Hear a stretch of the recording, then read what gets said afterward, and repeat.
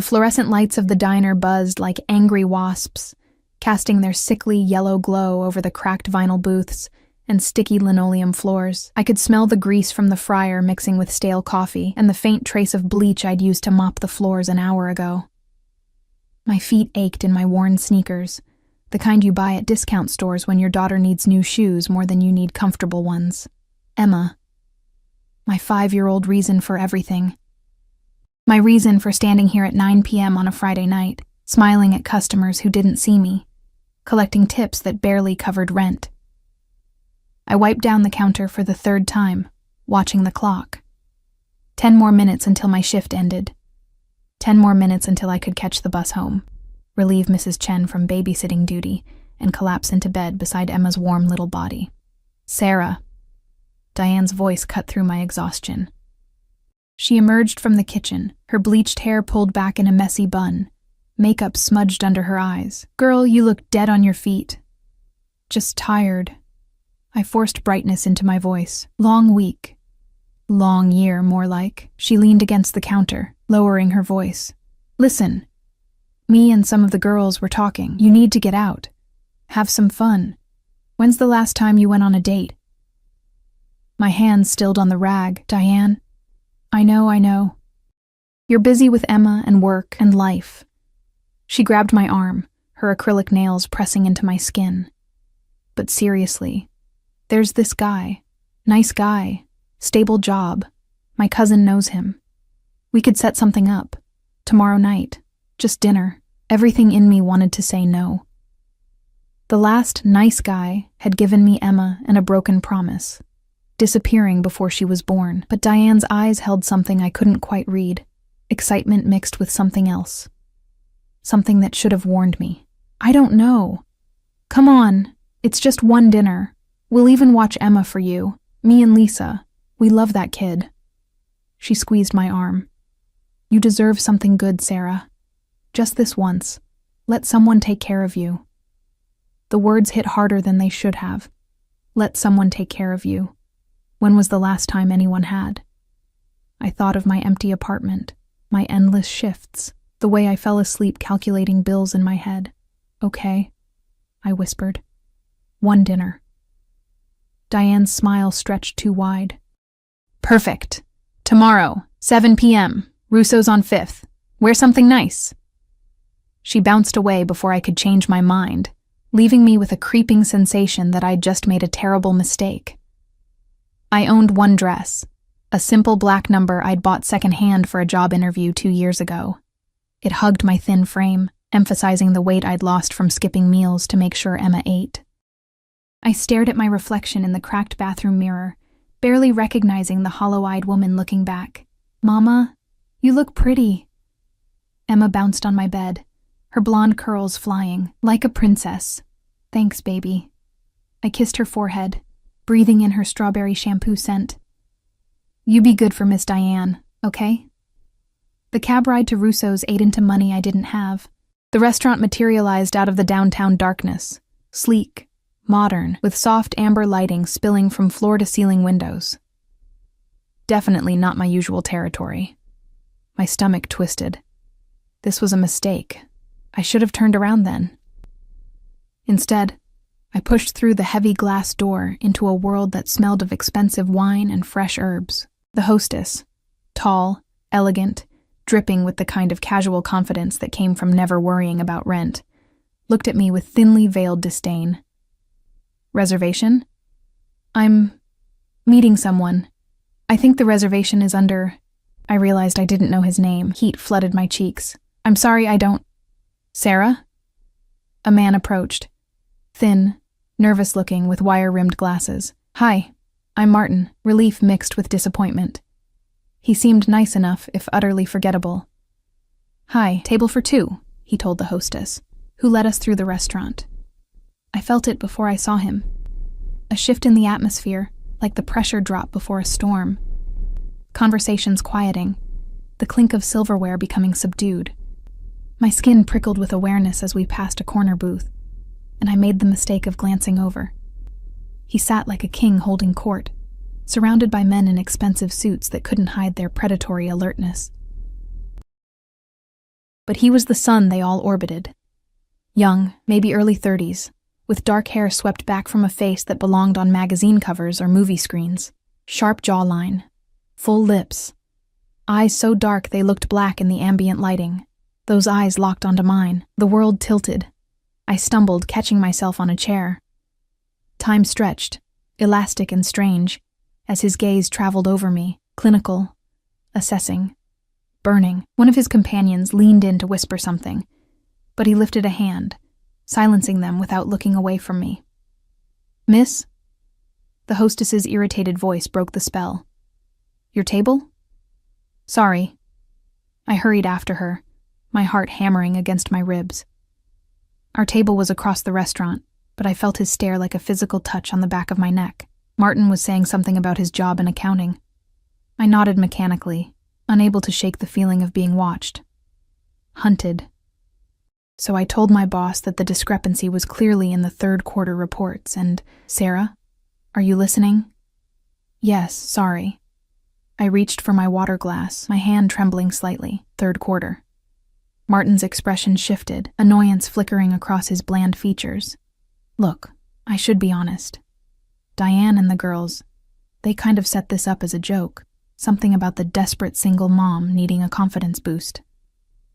He laughed, the sound cruel in its casualness. "No offense, but you're really not my type. I just came for the free meal." The words landed like slaps. The restaurant noise faded to white static. I sat frozen, humiliation burning through my chest, my throat, my face. "But hey," Martin continued, already checking his phone. "Maybe you'll meet someone else here. Place like this, you never know." I should have stood up, should have walked out with whatever dignity I had left, but my body wouldn't cooperate, locked in shock and shame. Then a presence materialized beside our table, and the air changed. Expensive cologne, something dark and woody, with an underlying sharpness, like smoke and danger. A shadow fell across Martin's face. "You're in my seat." The voice was smooth, accented slightly. Italian, I thought, and absolutely laced with threat. I looked up into those black eyes, now fixed on Martin with an intensity that made my date's face drain of color. What? "No, this is our table. You misunderstand." The stranger's lips curved in something that wasn't quite a smile. "I'm not asking." Two men in dark suits appeared behind him, silent as ghosts. Martin scrambled up so fast his chair toppled backward. "Look, man, I don't want any trouble." "Then leave." Martin practically ran, leaving me alone with this beautiful, terrifying man, who slid into the vacated seat with liquid grace. Up close, he was devastating. High cheekbones, a small scar through his left eyebrow. Those impossible eyes now focused entirely on me. "You have terrible taste in men." His accent wrapped around the words, making them sound like silk hiding steel. My voice came out barely above a whisper. "I didn't choose him." "No?" He tilted his head, studying me like I was a puzzle to solve. "Someone did this to you, set you up. Humiliation as entertainment." It wasn't a question. Heat prickled behind my eyes, but I refused to cry. Not here. Not in front of him. "It's fine. I should go." I started to stand, but his hand shot out, catching my wrist. Not hard, but firm enough to stop me. His skin was warm, his grip sending electricity racing up my arm. "Sit! I don't even know you." "Dante." He released my wrist but didn't break eye contact. "And you are Sarah. You work at Mel's Diner on 7th. You have a daughter, 5 years old, blonde hair. You take the number 12 bus home every night, and you count your tips 3 times before you put them in your purse." Ice water flooded my veins. "How do you—" "I know everything that happens in this city." He leaned back, somehow making the simple movement look dangerous, including pathetic pranks on single mothers who deserve better. A waiter appeared, the same one who'd been ignoring my attempts to get water earlier, now nervously presenting a bottle of wine I couldn't pronounce. Dante waved him away with a gesture that spoke of absolute authority. "I should go," I repeated, but my voice wavered. "My daughter is with Diane Murphy and Lisa Torres. They're at your apartment. She's fine." He paused. "For now." The threat was subtle, but unmistakable. My blood ran cold. "What do you want?" "Dinner." He signaled, and suddenly staff materialized around us. Menus, wine, appetizers appearing as if by magic. "You came here to eat, so eat." "I can't afford." "You're my guest." His eyes glittered with something I couldn't name. Consider it compensation for being made a fool of. Every instinct screamed at me to run. But where? He knew where I lived, where Emma was, and something in his voice, beneath the threat, held a strange kind of protection. Like he was genuinely offended on my behalf. "Why?" The question escaped before I could stop it. "Why what? Why do you care? You don't know me." Dante was quiet for a long moment, his gaze traveling over my face with an intensity that made my skin flush. "No," he finally said. "But I'm going to." The words settled over me like a trap springing shut, and somewhere in the back of my mind, I knew my life had just changed forever. The food arrived in waves, dishes I couldn't pronounce, plated like art. Dante watched me with those predatory eyes as I picked at the first course. Some kind of delicate pasta that probably cost more than my weekly grocery budget. "You're not eating." He took a sip of wine, the gesture elegant and controlled. Everything about him was controlled, I realized. Every movement calculated. "I'm not hungry." "You're always hungry." He said it matter-of-factly, no judgment in his tone. "You give your portions to your daughter. You eat what's left, which is never enough." My fork clattered against the plate. "Stop. Stop acting like you know me. I know you work 60-hour weeks at minimum wage. I know your ex-boyfriend was Marcus Chen, who ran up debts with the wrong people and disappeared, leaving you pregnant and alone. I know you're 3 months behind on rent and your landlord is threatening eviction." He leaned forward, his voice dropping. "I know you're drowning, Sarah, and you're too proud to ask for help." Tears blurred my vision. "How do you know all this?" "Because Marcus Chen stole from me." Dante's expression darkened, something cold and lethal flickering across his features. $20,000. He was a courier, trusted with a delivery. He took the money and ran. "Do you know where he is?" "No." The word came out choked. "I haven't seen him since I told him I was pregnant. He just disappeared." Dante studied me for a long moment, then nodded slowly. "I believe you." "Are you going to hurt me? Because of what he did? Hurt you?" Something that might have been amusement touched his lips. "No, Cara. You're the only innocent thing in this entire sordid situation." The endearment, Italian tender, sent a shiver through me. "Then what do you want?" "I told you. Dinner. Conversation." He gestured to my untouched plate. "Eat, please." I forced myself to take a bite. The flavors exploded on my tongue. Rich, complex, perfect. My traitorous stomach reminded me I'd skipped lunch and breakfast. I ate another bite, then another, aware of his satisfied gaze. "Tell me about Emma." The question caught me off guard. "Why?" "Because when you say her name, you stop looking like you want to disappear." My chest tightened. No one had asked about Emma. Not really. Not like they cared. She's everything. Smart, funny, curious about everything. She loves dinosaurs and refuses to wear anything but the purple dress I bought her at a thrift store. She thinks I hung the moon. You did. Dante's voice softened almost imperceptibly. For her, you did. We ate in strange silence after that. I became hyper-aware of everything. The soft clink of his silverware, the way his fingers curled around his wine glass, the occasional murmur of his security team communicating through hidden earpieces. Twice, men approached the table with urgent whispers, and twice, Dante dismissed them with a sharp gesture, his attention never leaving me. "The women who set you up," he said, as dessert arrived. "Something chocolate and sinful. Do you want me to handle them? Handle them?" My pulse quickened. "What does that mean?" "Whatever you want it to mean." His expression remained neutral, but danger radiated from him like heat. "A warning. A lesson. They humiliated you publicly for their entertainment." "No." The word came out firm, They're not good people. But they don't deserve— I couldn't finish the sentence, couldn't voice what I suspected he was capable of. You're merciful. He said it like he was observing an exotic creature. Even to those who hurt you, I just want to be left alone, to take care of my daughter and survive. Survival isn't living, Sarah. It's all I can afford. Dante reached into his jacket, and every instinct screamed danger. But he simply pulled out a sleek black card, sliding it across the table. Your rent. 3 months. Consider the debt paid. I stared at the card like it might bite me. I can't accept this. It's not a gift. Marcus stole from me. You suffered because of it. This is restitution. I didn't steal anything. No. But you're paying his debt anyway, aren't you? Every day, every shift, every meal you skip.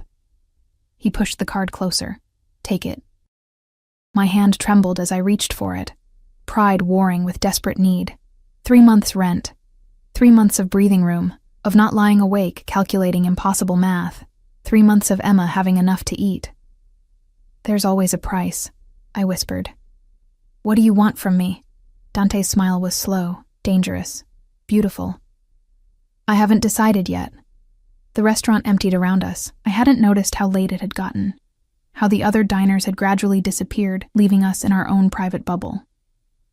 Dante's security maintained a perimeter. I counted 6 men now, positioned at exits and corners, their eyes constantly scanning. I need to get home, I said, checking my phone. 11:30, past Emma's bedtime. Guilt twisted in my stomach. My driver will take you. I can catch the bus. At midnight? Alone? His eyes hardened. No. You can't just order me around. I can, and I will. Especially when it concerns your safety. He stood, buttoning his suit jacket with practiced ease. Come. I should have argued, should have insisted on my independence. But exhaustion weighed on me, and the thought of waiting at a bus stop in the dark made my skin crawl. I let him guide me out, his hand hovering at the small of my back. Not quite touching, but close enough to feel the heat of his palm through my thin dress. The car waiting outside was something from another world, sleek, black, windows tinted so dark they looked like mirrors. A man in a suit opened the back door, and Dante gestured me inside. The interior smelled like leather and expensive cologne, all soft ambient lighting and surfaces that probably cost more than I made in a year. Dante slid in beside me, filling the space with his presence. The door closed with a heavy thunk, sealing us in intimate darkness as the driver pulled into traffic. You're really scared of me, he said it quietly, observing. Should I be? Probably. His fingers drummed against his thigh, the first nervous gesture I'd seen. But I don't want you to be. What do you want, Dante? Really? He turned to face me fully, and in the passing streetlights, his features shifted between shadow and illumination. I want to understand why seeing you with that pathetic excuse for a man made me want to break his jaw. I want to know why you've been on my mind since I first saw you 2 weeks ago at that diner, serving coffee to men who don't see you. I want to know why— He stopped, jaw clenching. I want things I shouldn't want. My heart hammered. 2 weeks? I was there for a meeting. You brought me coffee. Said, have a nice day, with this tired smile that didn't reach your eyes. His voice dropped. And I couldn't stop thinking about it, about you. That's insane. Yes. He laughed, the sound dark. It is. The car stopped outside my building. A rundown walk-up in a neighborhood where sirens provided the nighttime soundtrack. Dante's expression tightened as he surveyed the area, disgust flickering across his features. You live here? Not everyone has a choice. Defensiveness sharpened my tone. No, but you do now. He pulled out his phone, typed something rapidly. Pack your things. You and Emma are moving. Excuse me? I grabbed the door handle. I'm not moving anywhere with you. I don't know you. This, whatever this is insane. His hand caught my wrist again, that same firm gentleness. Sarah, listen to me. Marcus Chen had enemies beyond me. People who don't care about innocence or children. People who might decide that you know where he is, where the money went. Ice flooded my veins. I told you. I don't know. I believe you. They won't. His thumb traced a circle on my pulse point. The gesture strangely tender. Let me protect you. Both of you. Why? The question came out desperate. Why do you care? I don't know. The admission seemed to cost him, but I do. And when I want something, I take it. When I protect something, his eyes bore into mine. I do it absolutely. The apartment door opened above us, and Diane's face appeared, backlit and curious.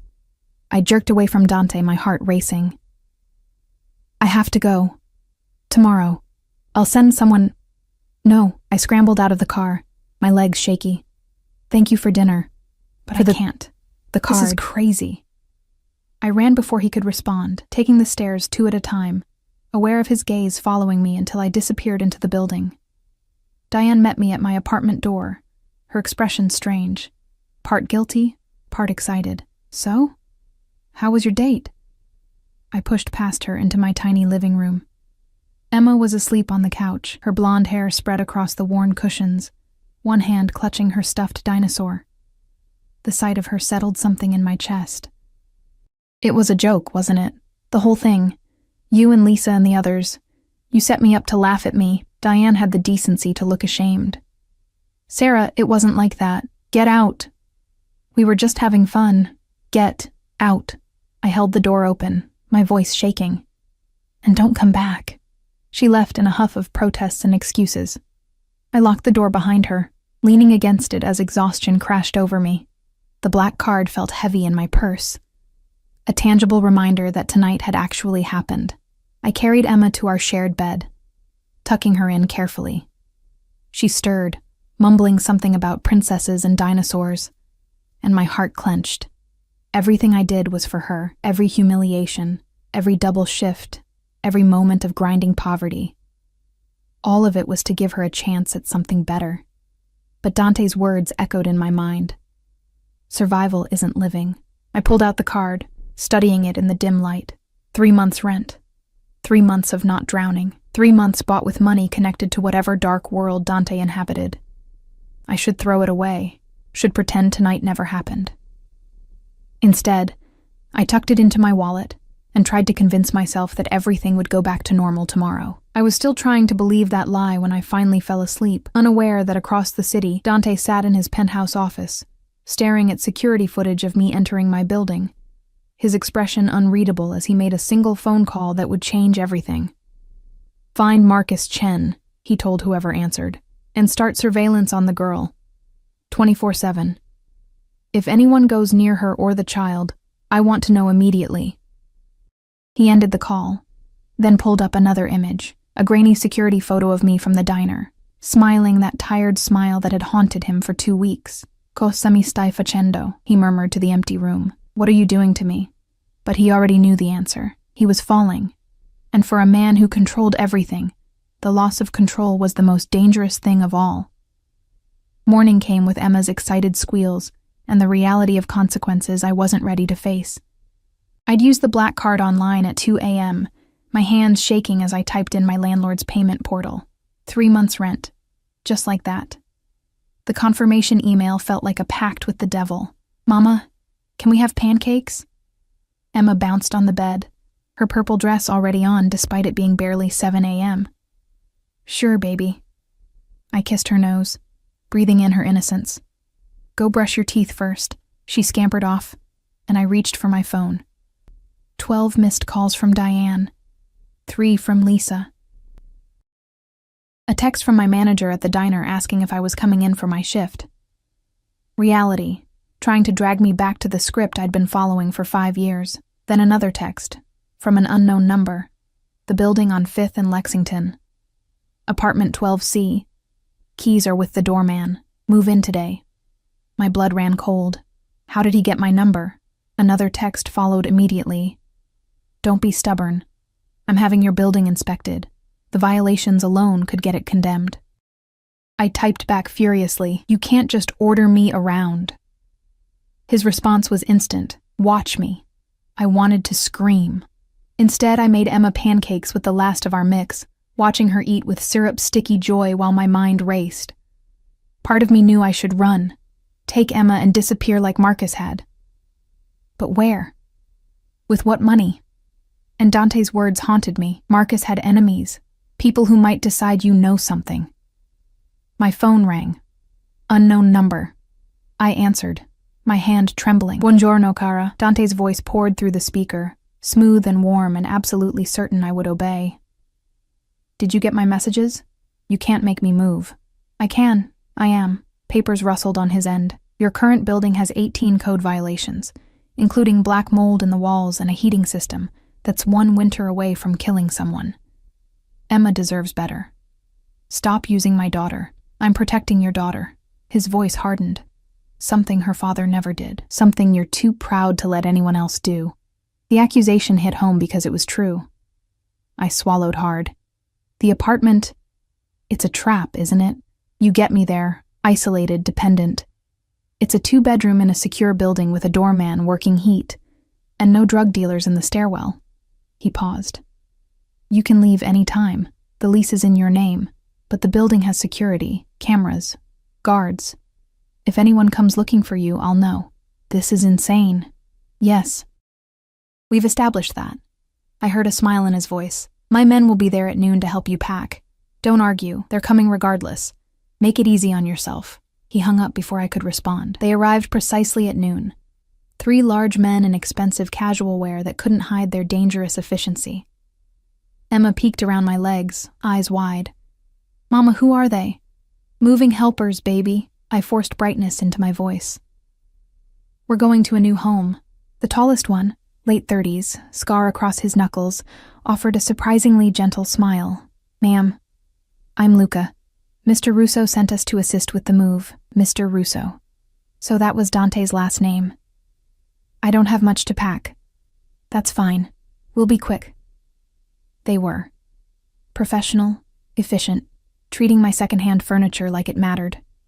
Wrapping Emma's toys with care, Luca carried boxes while the other 2, Marco and Tommaso, disassembled my bed frame. Emma watched, fascinated, asking questions they answered with patient amusement. Is Mr. Russo your friend? She asked Luca, holding her dinosaur. He's my boss. Is he nice? Luca's expression flickered, something between respect and fear. He's fair, and he protects his people. Are we his people now? Emma's innocent question made my stomach clench. Yes, Luca said simply. You are. The new building was everything my old one wasn't. Gleaming lobby, actual working elevator, hallways that smelled like fresh paint instead of mildew. The doorman greeted us with professional courtesy, handing me keys with a quiet, "Welcome home, Ms. Chen." Apartment 12C was on the top floor. Luca unlocked the door, and I stepped into a space I could never afford. Hardwood floors, large windows flooding the rooms with natural light, a kitchen with appliances that actually matched. 2 bedrooms, just like Dante promised. One already set up with a bed, dresser, and toys I'd never seen. For the little one, Luca explained, seeing my expression. Mr. Russo wanted her to feel at home. Emma squealed, running to explore her new room, complete with a shelf of books, stuffed animals, and a purple comforter that matched her favorite dress. My throat tightened.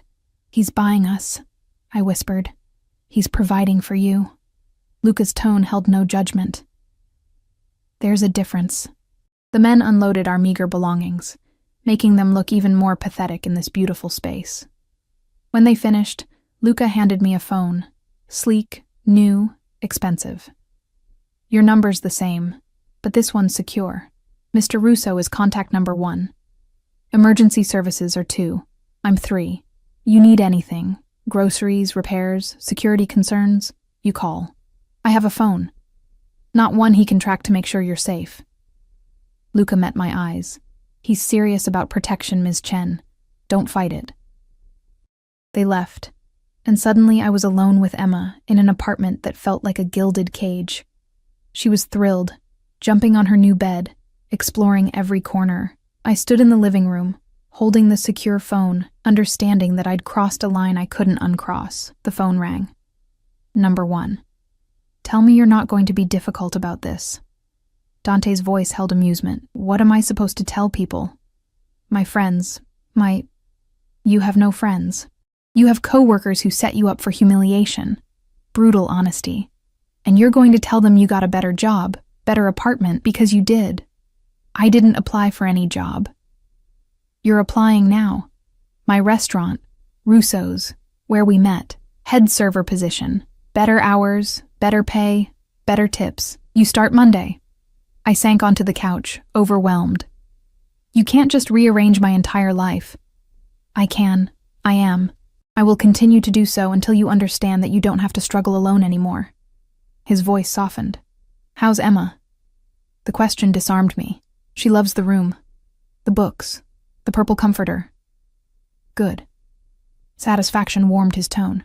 And you? I'm terrified. Of me? Of this, of whatever this is, of what you'll want in return. Silence stretched between us. Then, have dinner with me. Tonight. Bring Emma.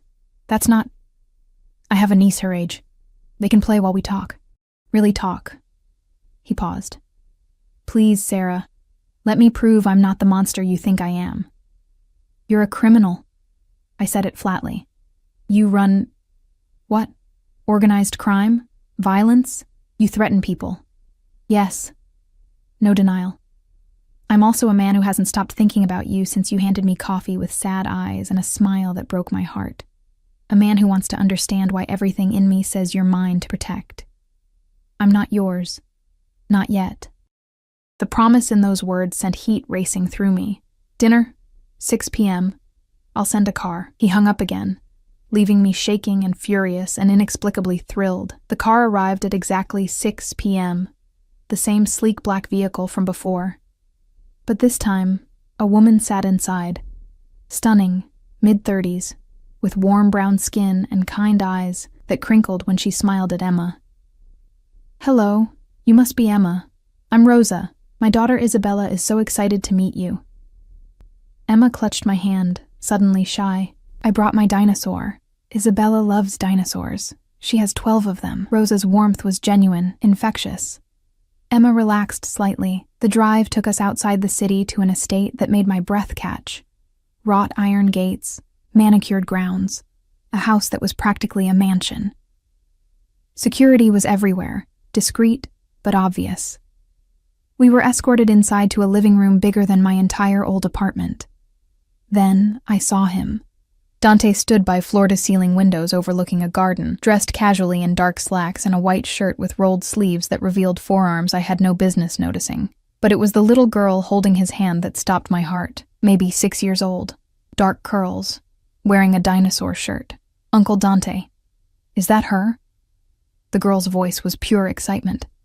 Yes, Piccola. That's Emma. The girls sized each other up for exactly 3 seconds before Isabella grabbed Emma's hand. Want to see my dinosaurs? I have a T-Rex that roars. They disappeared with Rosa in a whirlwind of giggles, leaving me alone with Dante in a room that suddenly felt too small despite its size. Isabella is your niece? My sister's daughter. Sophia lives in Milan, but Isabella spends summers with me. He moved closer, each step measured. I thought Emma might like a friend her age, and I wanted you to see that I'm not just what you think I am. And what do I think you are? A monster who takes what he wants. He stopped inches away, close enough that I could smell his cologne, feel the heat radiating from him. But I'm also an uncle who reads bedtime stories, a brother who would die for his sister, a man who's capable of more than violence. You're still dangerous. Yes. His hand lifted, fingers grazing my cheek with devastating gentleness, but never to you, never to Emma. I should have stepped back, should have maintained distance. Instead, I stood frozen as his thumb traced my cheekbone, his dark eyes searching mine. Why me? The question came out barely a whisper. You could have anyone. Why choose a broke single mother with nothing to offer? Because you look at me like I'm a man, not a monster or a myth. Because you have fire beneath all that fear. Because... He stopped, jaw clenching. Because when I see you, I see something worth protecting, worth keeping. Worth. A crash from upstairs, followed by children's laughter. The spell broke. Dante's hand dropped, but his gaze remained intense. Dinner's ready, he said quietly. Let me feed you properly. Both of you. The dining room was more intimate than I expected. A table set for 4, food that smelled incredible, soft music playing. Isabella and Emma chattered about dinosaurs while Rosa served, her presence a comfortable buffer. Dante sat across from me, occasionally correcting Isabella's table manners with gentle firmness that made my chest ache. This man who commanded fear in the streets was patient with a 6-year-old's questions. This criminal who'd threatened my former co-workers cut Emma's chicken into careful bites when she struggled. "Uncle Dante, can Emma come over again?"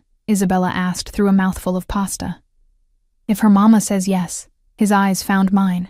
"We'd like that very much." Emma looked at me with hopeful eyes, and I felt the trap closing. Not cruel, but inexorable.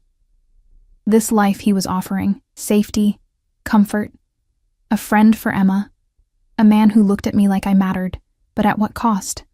After dinner, Isabella took Emma to her playroom, leaving us alone on the terrace under a sky full of stars I'd never seen in the city. "Tell me about Marcus," Dante said, his voice carefully neutral. "Why?" "Because he's the shadow between us, because I need to understand." I wrapped my arms around myself. "I met him at a party. He was charming, exciting, said all the right things. I was young and stupid and believed him when he said he loved me. The words tasted bitter. Then I got pregnant, and suddenly I wasn't exciting anymore. Just a burden. He left before Emma was born. I haven't heard from him since. Did you love him?" "I thought I did. Now I think I just love the idea of someone wanting me." I met Dante's eyes. "Why does it matter?" "Because I need to know if your heart's still his." He moved closer, backing me against the terrace railing. "I need to know if there's space for someone else." My pulse hammered. "Dante, I'm not him." His hands gripped the railing on either side of me, caging me in. "I don't make empty promises. I don't abandon. When I claim something," his voice dropped, rough with intensity, "I keep it. I protect it. I own it completely. I'm not something to own. No. You're someone to cherish." His forehead touched mine, his breath warm against my lips. "Let me, Sarah. Let me give you everything he never could." I was drowning in his nearness, his certainty, the promise of safety I'd never known. One word, and my life would change irrevocably. But before I could speak, his phone buzzed. He cursed in Italian, checking the screen. His expression hardened instantly. "What is it?" "Marcus." He showed me a photo, surveillance footage of a man I recognized despite 5 years of absence. "He's back in the city, and he's asking questions about you." Fear turned my blood to ice. "What kind of questions?" Dante's jaw clenched, fury radiating from him, the kind that mean he knows about Emma, and he wants something. The world tilted. I gripped the terrace railing, Dante's warmth suddenly the only solid thing in a reality that had just fractured. "He knows about Emma? He's been watching you." Dante's voice was deadly calm, the kind of quiet that preceded violence. "My sources say he approached one of your former co-workers yesterday, asked about your schedule, where you live, if you have family helping you. Diane." The name came out choked. "She set me up for that date. She would tell him anything." "She did." He pulled up another message, showed me a transcript. Diane's words, selling me out. Sarah's desperate, behind on rent. No support system. She'd probably take him back if he showed up with cash. Betrayal burned through my chest. But fear was stronger. Why now? Why after 5 years? Dante's expression was grim. "Because 20,000 doesn't go far when you're running from people like me. He's broke, desperate, and he thinks you're his way back to easy money. I don't have any money, but I do." His hand cupped my face, thumb stroking my cheekbone. "And he's going to find out you're under my protection. Which makes you valuable. Makes Emma..." He stopped, jaw clenching so hard I heard his teeth grind. "I won't let him touch either of you. Mama?" Emma's voice drifted from inside. "Can we have dessert?" I forced my expression smooth, stepping away from Dante. "In a minute, baby." But she'd already appeared in the doorway with Isabella, both girls holding hands, faces bright with the easy joy of new friendship. Emma looked so happy, so carefree. The thought of Marcus poisoning that innocence made rage join my fear. You girls go wash your hands, Rosa called, appearing behind them. Then gelato. They raced off, giggles echoing. Rosa met my eyes, something understanding in her expression. She knew. Of course she did. She was part of this world. Dante's phone rang. He answered in rapid Italian, his tone sharp with command. I caught fragments. Surveillance, intercept, containment. Words that painted a picture of the machinery moving around me, invisible forces mobilizing. He ended the call, his attention returning to me with laser focus. I'm moving you both, tonight. What? No, we just moved. That apartment was temporary, a test to see if you'd accept help. His hand found the small of my back, guiding me inside. Now you're going somewhere Marcus can never find you. Somewhere I can guarantee your safety. Where? Here. He gestured to the mansion around us. With me. I jerked away. Absolutely not. Sarah. You want me to move into your house with my 5-year-old daughter? Are you insane? My voice rose. I don't know you. This whole thing, it's been 3 days. 3 days since you forced your way into my life, and now you want me to... I want you alive. The words cracked like a whip. I want Emma safe, and the only way I can guarantee that is if you're where I can protect you every second. By trapping us here? Making us prisoners? By giving you a home. His voice softened, but his eyes remained intense. Guest wing. Separate entrance. Your own space. You can leave whenever you want, with a security detail. Emma can play with Isabella. You'll work at the restaurant, live your life. But you'll sleep under my roof where I know you're safe. This is crazy. Yes. He stepped closer, his presence overwhelming. But Marcus is crazier. He's desperate, which makes him dangerous. He's Emma's biological father, which gives him potential legal standing if he decides to use it. And he's already proven he'll use people and disappear when things get difficult. His hand caught my chin, forcing me to meet his eyes. I won't give him the chance to take her. Or hurt you. The thought of Marcus trying to claim Emma, my daughter who he'd abandoned before she was born, ignited something primal in my chest. He has no right. Rights don't matter to desperate men. Only opportunities. Dante's thumb traced my lower lip, the gesture possessive and strangely tender.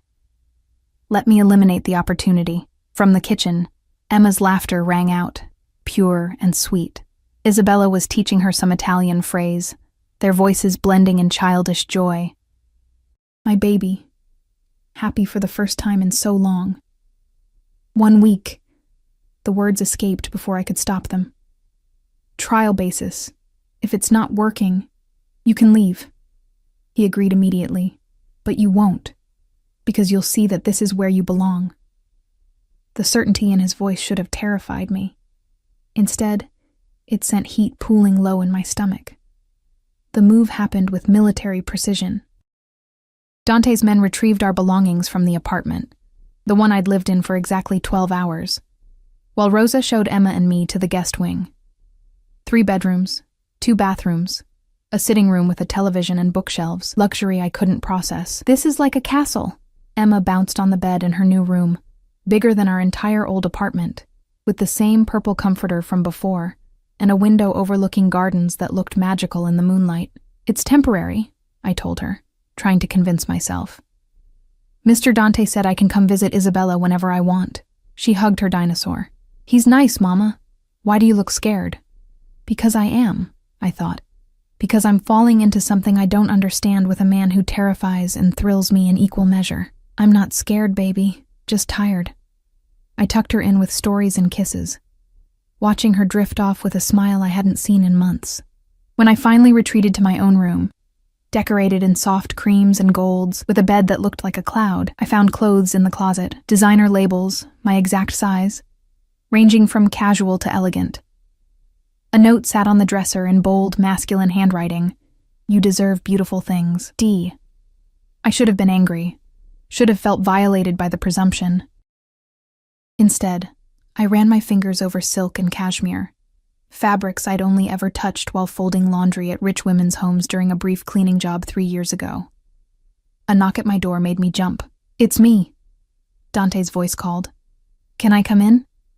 I opened the door to find him holding 2 glasses of wine, still in his dress clothes, but with his tie gone and top buttons undone.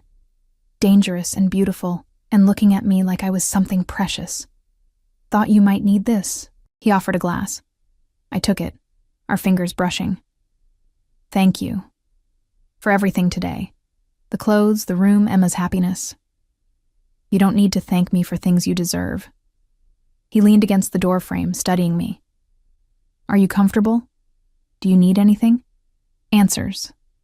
I took a sip of wine, rich, complex, probably worth more than I wanted to know. "Why are you really doing this? Don't say protection. Men like you don't upend their lives for strangers out of pure altruism." His smile was slow, predatory. "No, we don't." "So, tell me the truth." He was quiet for a long moment, swirling his wine. "When I was 15, my father was killed by a rival family. They came to our home, murdered him in front of my mother and sister. I was at school. I came home to blood and sirens and a world that had ended." His voice remained steady, but pain flickered in his eyes. "I swore that day I would never be powerless again. That I would build an empire where I controlled everything, where nothing could touch me or mine. I'm sorry. I became exactly what I needed to be. Ruthless, strategic, feared." He met my gaze. "But I also became isolated, surrounded by people who want things from me, fear me, or both. And then you handed me coffee with this exhausted kindness that expected nothing in return. You looked at me like I was just a man." My throat tightened. "I didn't know who you were." "Exactly." He pushed off the doorframe, stepping closer. "You saw me, not my reputation. Not my money or power, just me. And when that idiot humiliated you in my restaurant, something in me..." He stopped, jaw clenching. "I wanted to destroy him. Wanted to burn down the world for making you feel less than extraordinary. That's not healthy. No, it's obsession." He said it calmly, like announcing the weather. "I'm obsessed with you, Sarah, with the way you sacrifice everything for Emma. With your stubborn pride and quiet strength, with the way you flinch from kindness like you've forgotten you deserve it." I backed up a step. "You don't know me well enough to be obsessed." "Don't I?" He advanced, matching my retreat. "I know you take your coffee black because milk is an extra expense. I know you sing while you clean, always the same sad love songs. I know you count to 10 when Emma throws tantrums, because someone once told you anger isn't productive. I know," his hand cupped my face, "that you haven't let yourself want anything in 5 years, because wanting feels dangerous. Stop." The word came out breathless. "Why?" "Because you're making me want things I can't have. You can have everything." His forehead touched mine, his breath warm against my lips. "Say yes. Stop fighting. Let me give you the world. What do you get in return? You. Simple. Devastating. In my home. In my life. Eventually." His thumb traced my lower lip. Heat flooded through me. "I can't. Emma, I know. I'm not rushing you." His lips brushed my temple, feather light. "But I want you to know my intentions. I want you, Sarah. All of you, and I'm a patient man when I need to be. And if I say no, then I'll wait. Protect you anyway. Give you space." His smile was dark. "But I'll also make sure you see what you're missing. Every day. Every moment. Until you realize that you want this too." A phone buzzed. His. He cursed, stepping back to check it. His expression hardened instantly. "What now?" "Marcus just tried to access Emma's school records." His voice was cold fury. "He's trying to establish paternity." The wine glass slipped from my hand, shattering on the hardwood floor. "He can't. He has no right. He has biology." Dante's jaw clenched. "Which is enough for a custody petition if he plays it right. No." The word tore from my throat. "He abandoned us. He doesn't get to..." "He won't." Dante pulled me against his chest, his arms iron bands around me. "I promise you, Sarah, he won't touch her. I'll bury him before I let that happen." "You can't kill him. That would make everything worse." "I don't need to kill him. His voice was deadly soft. I just need to make him disappear, permanently. Legally. I pulled back to look at him. How? Leave that to me. His hand stroked my hair, but I need you to trust me. Completely. Can you do that? Every rational part of me screamed no. But the desperate mother in me, the exhausted woman who'd fought alone for too long, whispered yes. What do you need me to do? Tomorrow you'll meet with my lawyers. They'll file for full custody with a restraining order. We'll document the abandonment, the financial neglect, everything. His eyes bored into mine, and you'll let me put security on Emma. Permanent, invisible, but there. She's 5. She'll notice. She'll think they're friends, drivers, teachers, whatever story we need. His grip tightened. But she'll never be alone, never unprotected. I swear it on everything I am. The vow settled over me like a blanket, warm and suffocating. Okay? Okay? I trust you. The words felt like surrender, like falling. Help me protect her. Something blazed in his eyes, triumph, possession, something deeper I couldn't name. You're mine now. You understand that? Once I protect something, I don't let it go. I'm not a possession. No. You're something far more precious. He kissed my forehead, the gesture tender despite the intensity in his voice. You're mine to cherish, mine to keep, mine to... Emma's scream shattered the moment. We both ran, Dante pulling a gun from somewhere I hadn't seen, his entire demeanor shifting to lethal focus. He reached her room first, weapon raised, then froze. Emma sat up in bed, tears streaming down her face. Mama, I had a bad dream. Just a nightmare. Just my baby scared in a strange place. I rushed to her, gathering her into my arms while Dante holstered his weapon with shaking hands. It's okay, sweetheart. Mama's here. There was a monster, a bad man. She sobbed into my shoulder. He wanted to take me away. My eyes met Dante's over her head. His expression was murderous. No one's taking you anywhere, I whispered, rocking her. You're safe. I promise. Dante knelt beside the bed, his voice gentle despite the fury in his eyes. Your mama's right, Piccola. You're safe here. Nothing bad can reach you. Emma peeked at him through tears. Promise? I promise. He touched her blonde curls carefully, like she was made of glass. And I never break my promises. She believed him. Children have instincts about these things. They know who protects and who pretends. She settled back into my arms, her breathing evening out. Mama, can you stay until I fall asleep? Of course, baby. I lay beside her, stroking her hair, singing the lullabies that always worked. Dante stood guard at the door, silhouetted against the hallway light, watching over us both with an intensity that should have frightened me. Instead, it made me feel safer than I had in 5 years. Emma drifted off, her small hand clutching mine. I tried to slip away, but Dante shook his head, gesturing for me to stay. So I did, lying in the purple-comforted bed, watching my daughter sleep while a Mafia boss stood sentinel. Eventually, exhaustion claimed me too. My last conscious thought was of dark eyes promising protection and possession in equal measure, and wondering which one terrified me more. I woke to sunlight streaming through unfamiliar windows and the sound of children's laughter drifting from somewhere below. Emma's side of the bed was empty, the purple comforter thrown back. Panic seized me before I registered the giggles. Happy. Carefree. Safe. I found them in the garden, Emma and Isabella chasing each other through a maze of rose bushes while Rosa sat on a bench nearby, reading. My daughter wore a new dress, pale yellow with tiny flowers, her hair brushed and braided in a style I'd never mastered. Mama, she ran to me, throwing her arms around my waist. Rosa made pancakes, and Isabella showed me the koi pond. Can we get fish, Mama? Please? Before I could answer, Dante's voice came from behind me. There's coffee on the terrace. We need to talk. He was already dressed for business.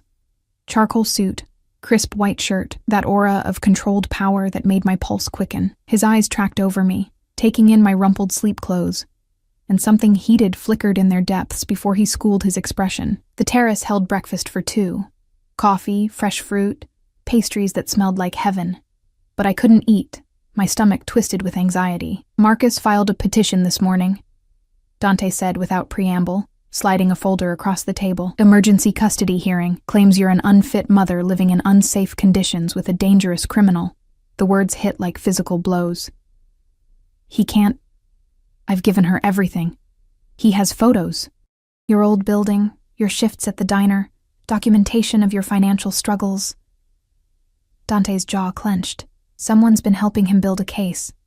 Someone who knows the system. Who? A lawyer named Richard Voss. Connected to families I've had dealings with. This isn't about Emma. It's about getting to me through you. I gripped my coffee cup so hard it should have shattered. So I'm a weapon.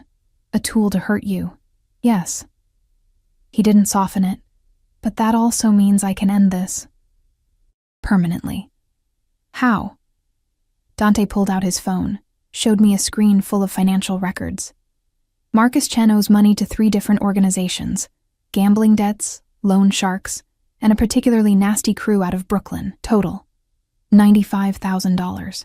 He doesn't have that kind of money, no. But someone offered to clear his debts in exchange for filing that custody petition. Dante's smile was cold. They wanted to force my hand, make me choose between protecting you and maintaining business relationships. What are you going to do? I'm going to buy his debts, all of them. Consolidate them under my control. He leaned back, utterly calm. Then I'm going to offer Marcus a choice.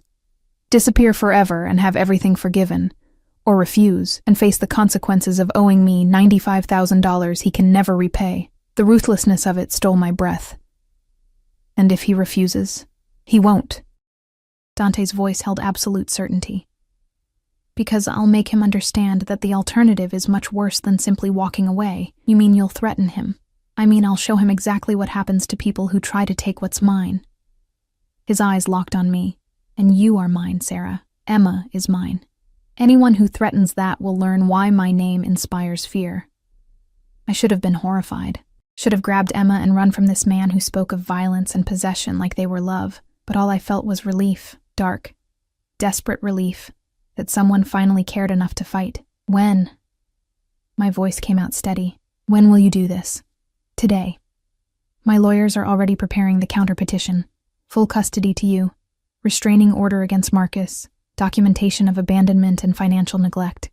By tonight, this will be over. Just like that. Just like that. He stood, buttoning his suit jacket. In the meantime, you're staying here. Emma too. No work today. I've already called the restaurant. You can't just... I can. I am. I will continue to do so until you understand that your safety is non-negotiable. He moved around the table, his hand cupping my face. Trust me, Kara. Let me handle this. His thumb stroked my cheekbone, and I found myself leaning into the touch despite everything. What if it doesn't work? What if he fights anyway? Then I'll destroy him. Simple. Final. But it won't come to that. Marcus is a coward who runs when things get difficult. I'm simply giving him an easier path to run. He kissed my forehead, a gesture that was becoming familiar, possessive, and left me on the terrace with cold coffee and a mind spinning with implications. The day passed in surreal domesticity. Rosa taught Emma how to make fresh pasta while I watched, numb with anxiety. Isabella chattered about school and ballet and her uncle's horses at his country house. Everything felt too normal, too perfect. While somewhere in the city, Dante was orchestrating Marcus's destruction. My new phone buzzed constantly. Luca checking in, security updates, notifications from accounts I didn't remember opening. Money appeared in my bank account, transferred from sources I didn't question. The machinery of Dante's world operated around me, invisible but omnipresent. At 4 p.m., Dante called. It's done. My knees weakened. I sat on the edge of Emma's bed, gripping the phone. What happened? Marcus signed a termination of parental rights 30 minutes ago. Notarized, filed, legally binding. His voice held grim satisfaction. He also signed a sworn statement admitting the abandonment and releasing all claims to Emma in exchange for debt forgiveness. He just agreed. Once I explained his options, yes, quite quickly, actually. A pause. He's leaving the city tonight. If he ever returns, if he ever tries to contact you or Emma again, The debt reinstates with interest and penalties he could never pay, so it's over. I couldn't process it. 5 years of fear, 5 years of looking over my shoulder, and it was just over. It's over. Gentleness crept into his tone. You're free, Sarah. She's safe. No one can take her from you. The tears came then, huge, gasping sobs of relief I'd held back for so long. Emma looked up from her pasta making, concern on her sweet face. Mama, are you sad? No, baby. I wiped my eyes, smiling through tears. Happy. I'm so happy. Dante's voice came through the phone, rough with emotion. I'm coming home. Wait for me. He hung up, and I sat there shaking, Rosa's hand warm on my shoulder. He's a good man, she said quietly. Dangerous, yes, but good where it counts. He'll take care of you both. I barely know him. You know enough. You know he'd burn the world to keep you safe. For some women, that's everything. Dante arrived as the sun set, striding into the house with an energy that made the air crackle. He found me in the library, curled on a window seat watching Emma and Isabella play in the garden below. Hey. He sat beside me, still in his suit, but with his tie loosened, sleeves rolled up. You okay? I don't know what I am. I looked at him. This beautiful, dangerous man who'd upended my life in less than a week. You made my daughter safe. How do I thank you for that? You don't. His hand found mine, fingers intertwining. You just stay. Let me keep you safe. Both of you. For how long? Forever. He said it simply, like promising forever was normal. I told you. When I claim something, I don't let go. Dante, I'm in love with you. The words stopped my heart. I know it's insane. I know it's too fast. I know you probably think I'm confusing obsession with love, but I've never felt this before. This need to protect, to provide, to wake up every morning knowing you're safe and happy. You can't love me. We've known each other less than a week.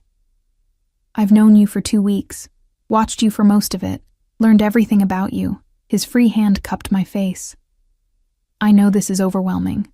I know I'm asking too much, but I'm done pretending this is just about protection or responsibility. What is it about then? You. His thumb traced my lower lip. Your strength. Your love for Emma. The way you keep fighting even when you're exhausted.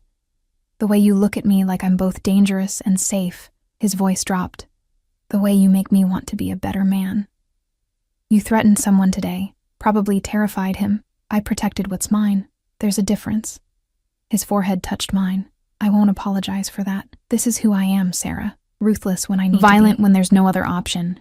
But never with you. Never with Emma. How can I trust that? Because you already do. His lips brushed mine, barely a touch. You're still here. You let me move you. Protect you. Handle Marcus. You trust me with your daughter. The most precious thing in your world. He was right. Somewhere between the fear and the relief, I'd started trusting him. Started believing that beneath the dangerous exterior was a man who meant what he promised. I'm scared, I whispered. Of me? Of this. Of feeling too much too fast. Of what happens when you realize I'm just ordinary, poor, broken. You're extraordinary. He kissed me properly then. Soft, deep, devastating. And you're mine. Say it. Dante, say you're mine. His hand slid into my hair, tilting my head back. Say you'll stay. Say you'll let me love you the way you deserve. I'm terrified you'll break my heart. Then I'll spend every day proving I won't. Another kiss. Harder this time. I'm not him, Sarah. I don't run. I don't abandon. I protect what I love with everything I have. What if it's not enough? What if Emma gets hurt because of your world? She won't. Steel entered his voice. I have security protocols for everything. The best schools, the best protection, a life where she'll never want for anything. She'll be safer than 99% of children in this city. And me? You'll be cherished. Protected. Loved so completely you'll forget what it felt like to be alone. His eyes blazed with intensity. Say yes, Kara. Stop fighting this. I looked out the window at Emma, laughing in the golden sunset light, happier than I'd seen her in months. Then back at Dante, this impossible man offering impossible things. Yes. The word felt like jumping off a cliff. I'm yours. His smile was incandescent. Say it again. I'm yours. Stronger this time. We both are. He kissed me until I couldn't breathe, couldn't think, could only feel the rightness of his hands on my skin, his promise of forever wrapping around me like armor. When he finally pulled back, his expression was possessive and tender. I'm going to marry you. That's insane. I'm going to marry you, he repeated. Give Emma my name. Make you both mine in every legal way possible. His thumb stroked my cheekbone. But I'll wait until you're ready, until you believe this is real. And if I'm never ready, then I'll wait forever. He stood, pulling me with him. But you will be. Because every day, I'm going to show you what it means to be loved by me. 3 months later, I stood in Dante's bathroom, our bathroom now, in the master suite I'd finally agreed to share, staring at a positive pregnancy test with shaking hands. Emma and Isabella's laughter drifted from downstairs where Rosa was supervising a tea party. Dante was in his office, handling business I no longer asked about because I'd learned to trust that he kept that world separate from ours. I heard his footsteps on the stairs, the confident stride that made my heart race even after 3 months of waking up beside him. He appeared in the doorway, already pulling off his tie. Hey, beautiful. How was your day? His smile faded when he saw my face. What's wrong? I held up the test wordlessly. He stared at it, expression unreadable. Then a slow smile spread across his face, joy so pure it took my breath away. You're pregnant. I'm pregnant. My voice shook. I know we talked about wanting this eventually, but I thought. He crossed the room in 2 strides, lifting me into his arms and spinning me around. This is perfect. You're perfect. Dio, Sarah, we're having a baby. You're happy? Happy? He set me down, his hands cupping my face. I'm ecstatic, terrified, already planning nurseries and security protocols, and he laughed. I'm completely overwhelmed and I've never been happier. What about Emma? Should we tell her tomorrow? Tonight I want you all to myself. His lips found mine, the kiss deep and claiming. Tonight, I want to celebrate that you're giving me everything I never knew I needed. We made love slowly, carefully, his hands reverent on my still flat stomach. Afterward, wrapped in expensive sheets with his heartbeat steady beneath my ear, I let myself believe in fairy tales. I love you, I whispered. I should have said it before, but I was scared. I know. His arms tightened around me. But you're not scared anymore? I'm terrified. But I love you anyway. Good. He kissed my hair. Because you're stuck with me now, forever. Forever turned out to be exactly what I needed. 2 years later, the wedding was small, just family and close friends in Dante's garden under a canopy of white roses. Emma stood as my maid of honor in her purple dress, holding her baby brother Marco, while Isabella scattered petals. Sophia flew in from Milan with her husband, embracing me like the sister I'd never had. I walked down the aisle in a simple white gown, designed by someone whose name I still couldn't believe, toward the man who'd saved me without realizing I'd saved him too. Dante's eyes held everything: love, possession, promise, forever. When he slipped the ring on my finger, his voice was rough with emotion. You're mine, now and always, and you're mine, I whispered back. The kiss sealed something that had been inevitable from the moment he'd ordered a nervous man out of his seat and decided that a broken single mother was worth fighting for. We danced under the stars while Emma and Isabella giggled, and Marco slept in Rosa's arms.